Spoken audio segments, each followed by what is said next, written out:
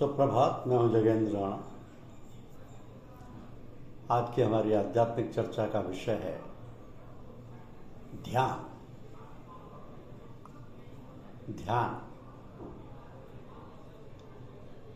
महर्षि पतंजलि के अष्टांग योग में 7वां स्थान ध्यान का आता है। इसके आगे 8वां स्थान समाधि का है और अष्टांग योग के पहले 6 चरण यम नियम, आसन प्राणायाम, प्रत्याहार तथा धारणा है। यम 5 है। अहिंसा, सत्य, अस्तेय, ब्रह्मचर्य और अपरिग्रह। नियम भी 5 ही। शौच, संतोष, तप, स्वाध्याय तथा ईश्वर प्राणिधान। अब इनके पालन से मनुष्य का स्वास्थ्य तथा आचरण बनता है। जीवन में मन की शुद्धता आती है। इसके अतिरिक्त भगवान में विश्वास भी दृढ़ होता है तथा मनुष्य योग का अधिकारी होता है। आसन भी बहुत प्रकार के होते हैं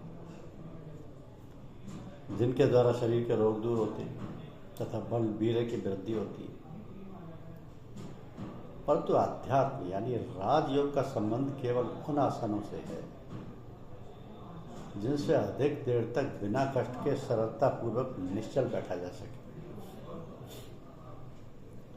तो इसी प्रकार प्राणायाम भी कई प्रकार के होते हैं।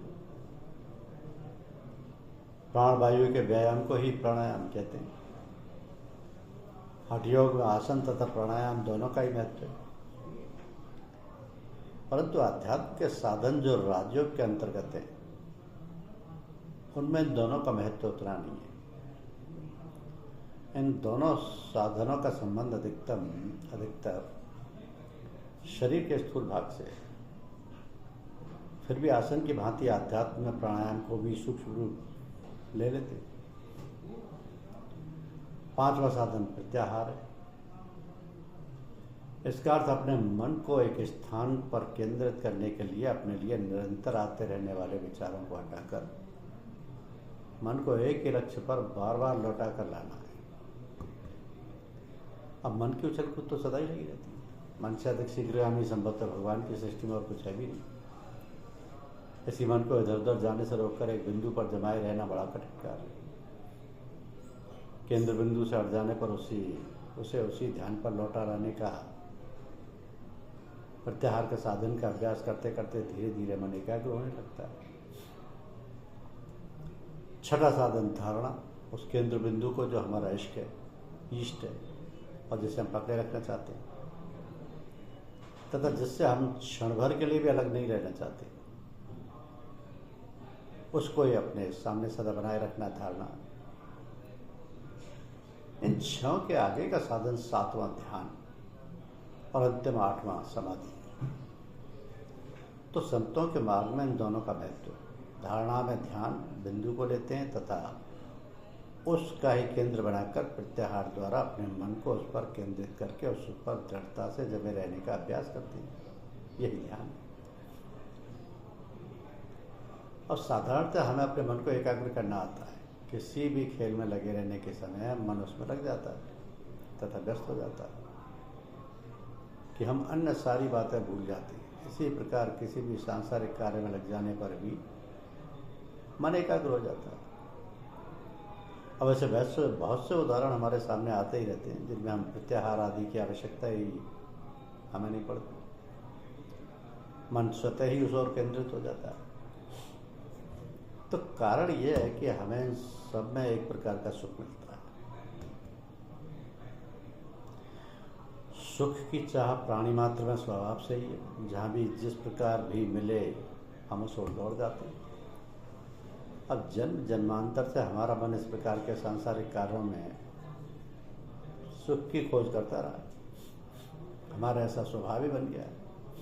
तो इस मन को हम सांसारिक कार्यों के अतिरिक्त किसी परमार्थ के साधन में लगाना चाहें जिसकी कि पहले से भी कोई जानकारी अथवा उसमें मन का लगाव नहीं है, तो मन उसे सरलता से ग्रहण नहीं करता। किसी न किसी बहाने से उससे भाग नहीं चाहता है। हमारा जीवन क्रम ऐसी व्यस्तता का रहता है कि हमें सांसारिक कार्यों, शरीर आदि के पोषण, रोजी रोटी के तथा मन बहलाव के साधनों को प्राप्त करने से अवकाश नहीं मिलता। तो ध्यान तथा समाधि द्वारा हम जिस शुद्ध और उच्च कोटि का सुख अर्थात आनंद पा सकते हैं उसका हमें पता ही नहीं है। इस विषय को बतलाने वाले ही नहीं मिलते। कभी मिल भी जाते हैं तो हम इन साधनों को अपनी सामर्थ्य तथा शक्ति के बाहर जानकर उन्हें कोई आधार नहीं देते। तो हमें से और कोई आकर्षण नहीं दिखता। जहाँ आकर्षण होता है वहीं बारंबार पहुँच जाते हैं। अब ध्यान द्वारा जो उच्च कोटि का सुख अर्थात आनंद हमें प्राप्त होता है या हो सकता है, उसके लिए मात्र भी झलक यदि हमें मिल जाए तो हम उसे प्राप्त करने के लिए लालायित हो जाएं। परंतु आरंभ में ही इस आनंद का स्वाद मिलना कठिन है। ये आनंद बाह्य इंद्रियों द्वारा नहीं समझा जा सकता। मन द्वारा कुछ समय अभ्यास करने पर ही इसका कुछ स्वाद मिलने लगता है। सत्य तो यह है कि ध्यान कोई ऐसा कठिन साधन नहीं है जो सर्वसाधारण की शक्ति सामर्थ्य से बाहर हो। यदि इसका मार्गदर्शन मिल सके तो इसमें कठिनाई की कोई बात ही नहीं है। इसकी तकनीक लिखकर अथवा कहकर शब्दों में समझाना आवश्यक कठिन है, अवश्य कठिन है, परंतु ध्यान करा देना और कराकर समझा देना इसमें कोई कठिनाई नहीं। समझ लेने पर अभ्यास द्वारा इसमें तल्लीनता प्राप्त करना भी कठिन नहीं, परंतु सीखना अवश्य पड़ेगा। तो इसके सीखने तथा उसमें बढ़ने की दिशा सही रहे, इसका प्रबंध करने के लिए किसी जानकार व्यक्ति की आवश्यकता होगी जो उस राह की पूरी जानकारी रखता हो। यदि ऐसे महान व्यक्ति को जो यह सब का हमें बतला ही नहीं अपितु करा कर समझा दे तो हमारा अभ्यास भी पक्का करा दे, उसे हम गुरु की संज्ञा दें तो इसमें कोई आपत्ति नहीं होनी चाहिए। तो हमारा मार्ग जिस पर सभी संत चलते हैं, स्थूल से सूक्ष्म, सूक्ष्म से कारण तथा इसके भी आगे चलने का है। अब ध्यान द्वारा इस मार्ग पर चलने से हमारी गति कई गुना बढ़ जाती है। धीरे चलने वाला व्यक्ति यदि पथभ्रष्ट होगा तो थोड़ा बहुत ही भटकेगा, यहाँ से फिर सही मार्ग पर लौट आ जाना कठिन नहीं होगा। परंतु शीघ्रगामी व्यक्ति भटका तो कोसों दूर निकल जाएगा, जिससे उसका अपने निश्चित मार्ग पर लौटना कठिन तथा कभी कभी असंभव भी हो जाएगा।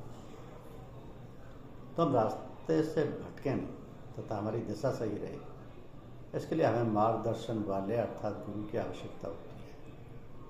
भटकाव तथा लौटाव में समय नष्ट करने के लिए हमें अवकाश कहाँ, जीवन सीमित है, हमें भटकाव में नष्ट करने के लिए समय नहीं। अब प्रत्याहार द्वारा धारणा को इस प्रकार पुष्ट यानी पक्का करना कि एक बिंदु पर ठहरने लगे।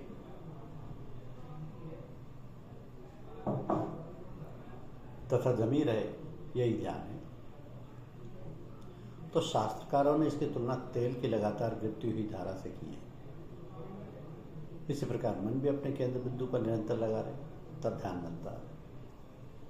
संत अपनी प्राप्त की हुई शक्ति द्वारा हमारी धारणा तेल की धारा के समान सीधी करके ध्यान कर देते हैं या ध्यान करा देते हैं, जिससे हम ये समझ पाते हैं कि ध्यान क्या है और कैसे होता है। फिर हम स्वयं अभ्यास करके तथा समय समय पर उन गुरु से सहायता लेकर ध्यान करने की तकनीक सीख लेते हैं।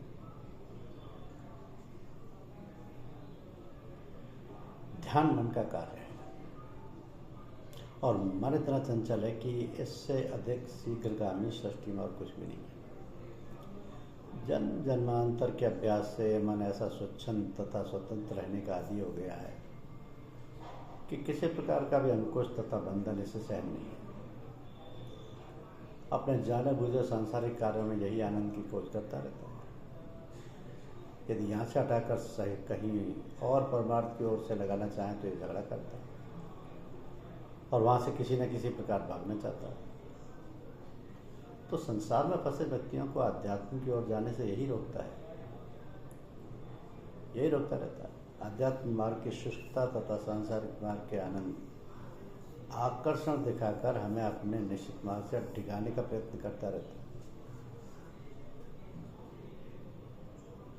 मन की इस प्रवृत्ति को सूफी मत में शैतान तथा बाइबल की भाषा में शैतान कहते हैं। हमें इससे सावधान रहना चाहिए। जैसे अन्य विषयों के सीखने सिखाने के लिए अध्यापक, टीचर, उस्ताद आदि वर्ग निश्चित हैं तथा अपने अपने विषय का ज्ञान होने के लिए विशेषज्ञ माने जाते हैं, इसी प्रकार से मन की एकाग्रता सिखलाने वाले अध्यापक भी होते हैं जिन्हें गुरु अथवा सदगुरु का नाम दिया जाता है। परंतु सदगुरु केवल वे ही समर्थ व्यक्ति कहे जाते हैं जिनके स्वयं की पहुंच अध्यात्म के ऊंचे से ऊंचे स्थान तक हो तथा उनमें साधकों को भी वहां तक पहुंचाने देने की क्षमता हो। अब साधारणतः गुरु शब्द से आजकल के शिक्षक पर कुछ चौंकते अवश्य प्रतीत होते। इसका भी कारण क्योंकि संसार में आध्यात्म मार्ग में थोड़ी बहुत जानकारी तथा पुस्तकीय ज्ञान रखने वाले भी गुरु तथा सदगुरु बनने का ढोंग रचाने लगे और सांसारिक भोले वाले व्यक्तियों को अपने वाचक ज्ञान से प्रभावित करके फंसा ले। तो ऐसे गुरु बहुतों को शिष्य बनाकर उनके धन तथा सेवा से अपना काम बनाते और यथाशक्ति उन्हें फांसे रखने का प्रयत्न तथा उपकर्म करते रहते। इनसे सावधान रहना होगा।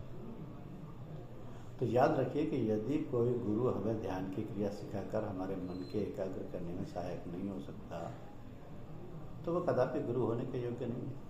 मन को एकाग्र किए बिना ध्यान नहीं बन पाता।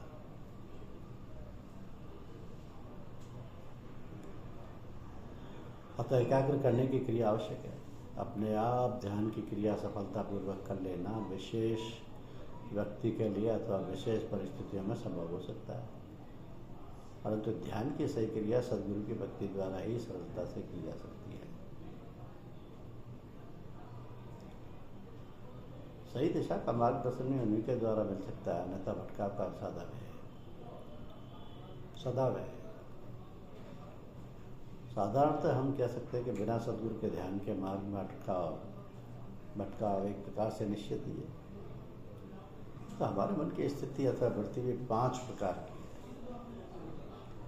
पहली क्षिप्त वृत्ति है जिसमें हम सभी दुनिया की बातों को सोचते हैं। अधिकांशतः दुनियादार व्यक्तियों की यही वृत्ति उभरी हुई है। दूसरी मूड है निद्रावस्था तथा अन्य प्रकार से सुबुद्ध न रहने की स्थिति मूड है। इसमें आलस्य के कारण विचार शक्ति से काम नहीं लिया जा सकता। तीसरी वृत्ति विक्षिप्त है। यह वृत्ति हमें ध्यान की अवस्था से खींचकर सांसारिक कार्यों की ओर ले जाती है। चौथी एकाग्र वृत्ति है। इसमें मन की उछल कूद बंद हो जाती है। इसी को एक सुई भी कहते हैं। यह वृत्ति उभरने पर हमारा ध्यान ठीक से लगने लगता है। इसके बाद 5वीं निरोध वृत्ति। इस वृत्ति के प्राप्त होने पर इधर उधर के सारे विचार आना रुक जाते हैं और ऐसी स्थिति देर तक बनी रहती है।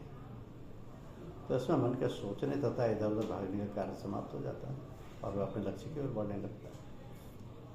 तो पहले की 3 वृत्तियों से छुटकारा पाना तथा एकाग्र और निरुद्ध वृत्तियों पर आने में गुरु की पर्याप्त सहायता मिलती है। बिना सहायता के कार्य असंभव तो नहीं परंतु बहुत कठिन अवश्य। उनकी तकनीक द्वारा ही इसमें ध्यान की क्रिया को ठीक ठाक बनना और आगे की स्थिति समाधि तक पहुंचना सरल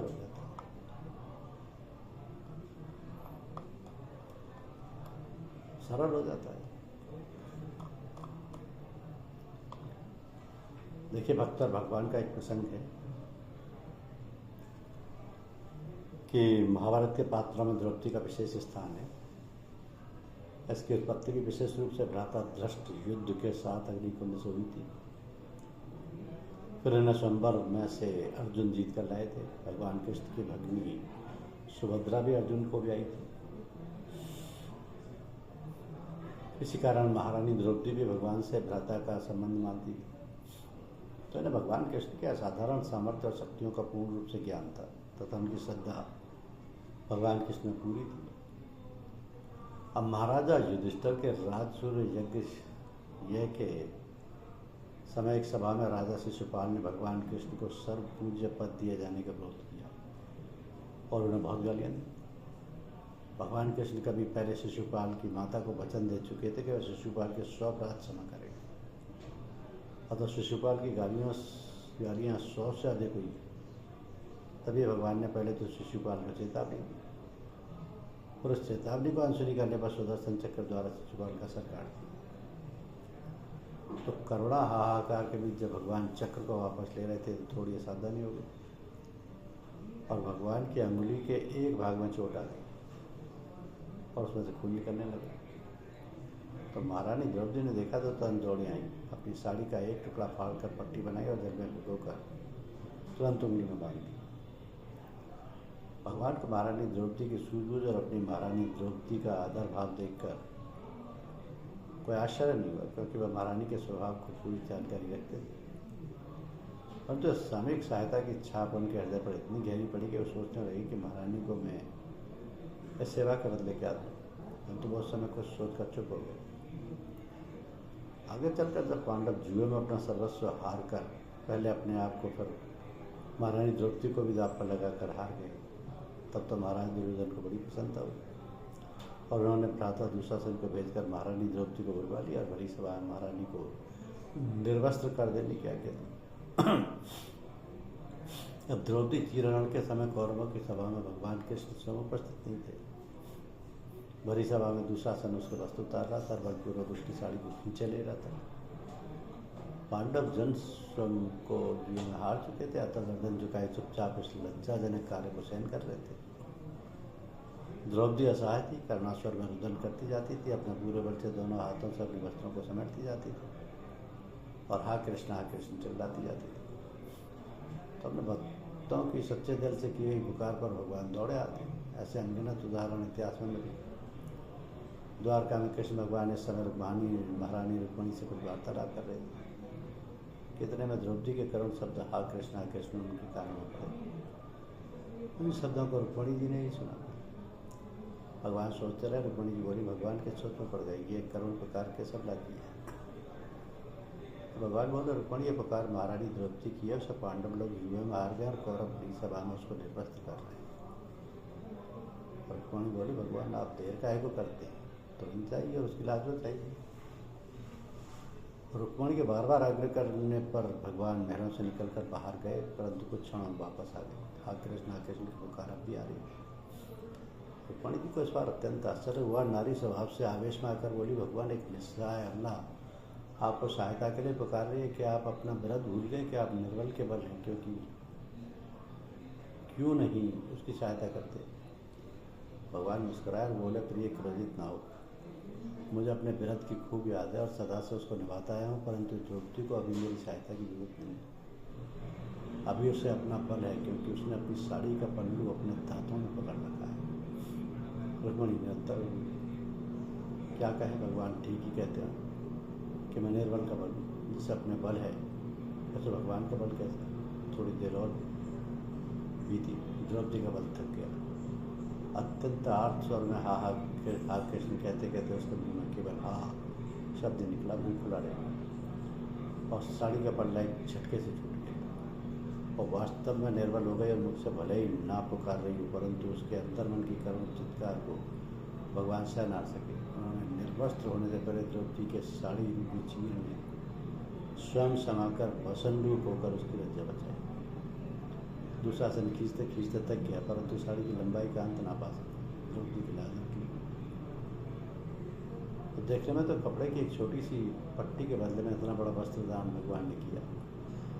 इस कथा का एक पक्ष है, परंतु वास्तविक एक दूसरा पक्ष ये है कि जब तक भक्त को अपना लेश मात्र भी बल रहता है, तब तक भगवान चाहते हुए भी उसकी सहायता नहीं करते। सच्चे मायनों में निर्मल बनना यही है कि सिवाय भगवान के और किसी का आसरा ना हो। गुरु भगवान सबका